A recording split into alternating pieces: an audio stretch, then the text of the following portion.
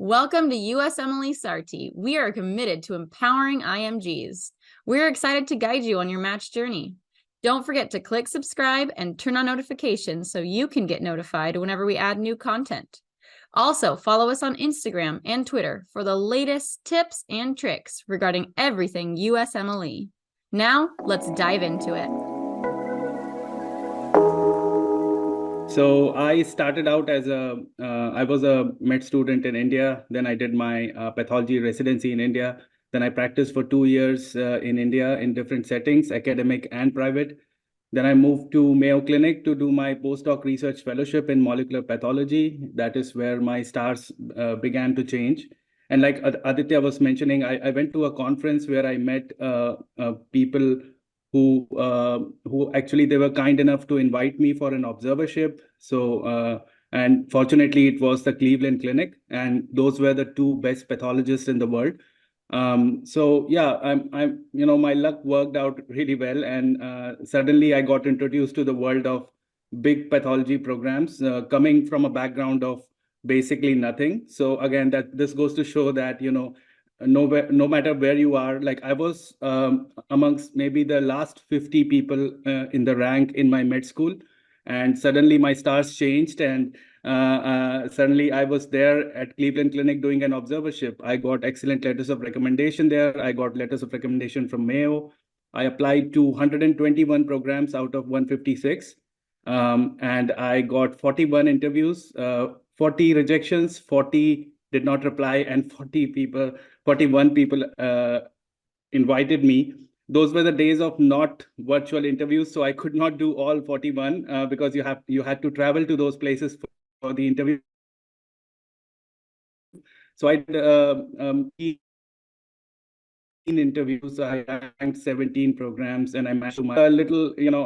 I had a good time at Cleveland Clinic, and they thought that I fit for the Derm Path Fellowship, which is the most sought after fellowship. And after finishing everything, I wanted to take a chill pill for some time, and I moved to Canada. And currently, I'm an assistant professor and dermatopathologist at Western University in Ontario. But you might see me again back in the US sometimes. So I never say never, right?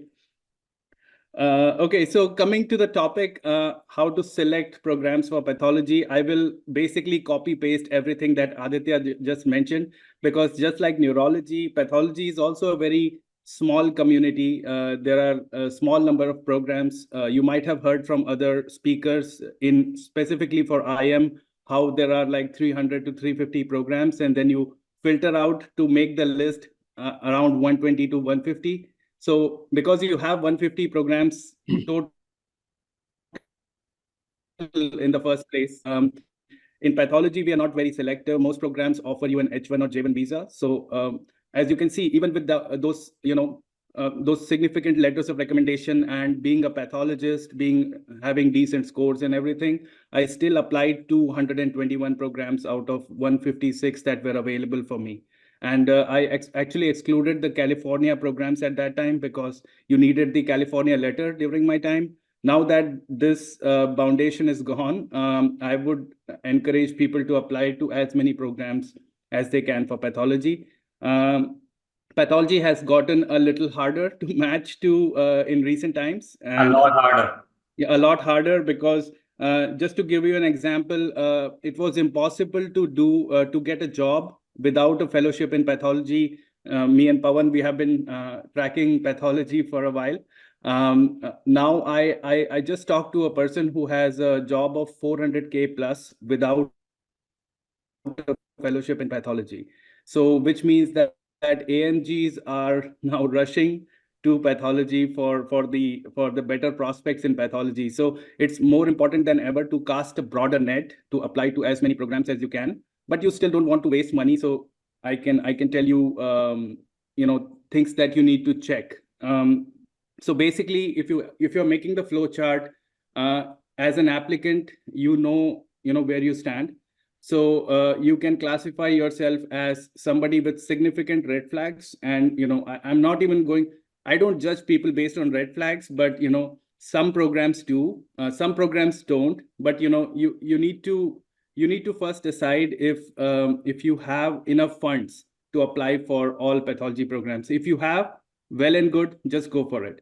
If you don't have enough funds, then you have to decide, are you somebody with significant red flags? And in pathology, again, attempt in an exam, old YOG, more than 10 years is actually the old YOG in India or in pathology. Old YOG or old scores are actually another red flag.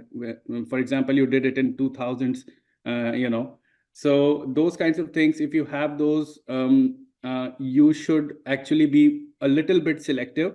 And I would ask you to remove the non-IMG friendly top programs from your list, along with the programs that don't sponsor J1, H1. But still, you have to go for anything that is left after that. Like there are some programs like HCA Florida programs that don't offer a visa. So just remove them. You can remove programs like Stanford. Unfortunately, you don't get a shot there. UCSF, Brigham and Women's, but you can still apply to BIDMC, which is a Harvard program that is still IMG friendly, and it's a big program. You can apply to Cleveland Clinic, Mayo Clinic, UPMC, WashU, but then you cannot apply to University of Washington because it's, again, not as IMG friendly.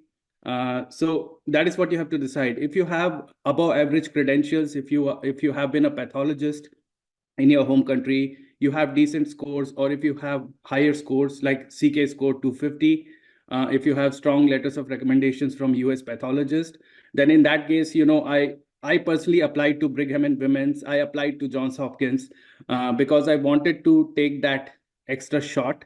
You never know where you end up, right? I ended up at Cleveland Clinic, but I could have ended up in Johns Hopkins. Today, I know I could not have because I applied and they did not take me, right? So at least that question got answered. At least you gave it a shot. But then you also have to, you have to measure if you are at that stage where, on your wildest day, can you end up into Johns Hopkins? So if that is true, if you can end up in Johns Hopkins on your wildest day, if you have good credentials like that, go ahead and apply to all the pathology programs because there are only 160. So, yeah. All right. So, people are calling you pathology star. I call you the Rohit Sharma of pathology. With now the same looks and, the Bhish Pitamat, and he's won the World Cup. You won everything also. So, yeah, but I don't like to eat mud. Okay. So before I let you go, I think there's an important question. How important is having step 3 for an old IMG when it comes to applying for pathology? See, again, I always say you have to tailor this according to your own situation, your own personality. Even at this stage, I can tell you I'm not great at MCQ exams. You can, I gave the Canadian board exams here. It's a Viva type of pattern, and I did very good, and I passed that exam without any tensions.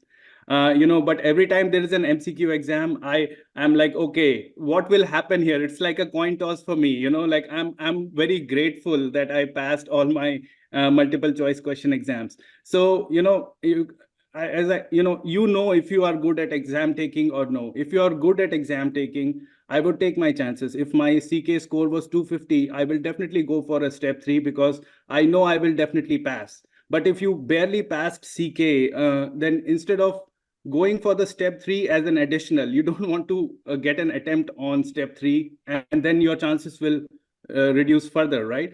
So if you are an exam taking kind of person, never not do step 3. But if you barely passed your CK, or if you had a shocker in CK, if you thought you will get 260 but you got 229, I mean, that is not the time to take your chances on the exam. It's not that important. It's important for H1 visa, but then you can do the exam during your interview cycle, so it doesn't affect your interview, getting process. So that is what. And another analogy that I used to use is that when you are desperate, when you are on Tinder, you just swipe everybody right, and after you match with someone, you see how far they are, is this feasible, or so that is what people do in pathology. They just swipe all programs right, and once they send you the interview, and maybe on that day you have 17, 18 interviews, that day you can decide, do you want to, go for this interview or not? So if your stars change, your actions would change Yeah. later. But today, on this day, you need one single program, right? So that should be the So actually if the you way took to anything out of Anurag's, webinar, remember Tinder. Apply as you would swipe right on there. Tinder. That's what I hear from you. Uh, okay. Maybe a Yeah, couple of questions more. How important is research for pathology applicants? So as Pawan knows, I'm a very different person from other mentors, and so basically for me, research is like a watch or a cap that you wear after you have put up all your after you have dressed up with your shirts and pants and everything. So your steps are again the most important things. Your USC, your letters of recommendation are important. Those are your primary apparel, your shirts and pants. You don't put on a cap without a shirt and go out, right? So I don't want you to waste time in looking for a cap when you don't have a shirt. So finish your exams first, finish your USCs, get your letters of recommendation in place. After you have done everything, I think research is the last thing for me. Definitely you can have research fellowships that pay you for your application and also give you more, they can add more experience to your profile.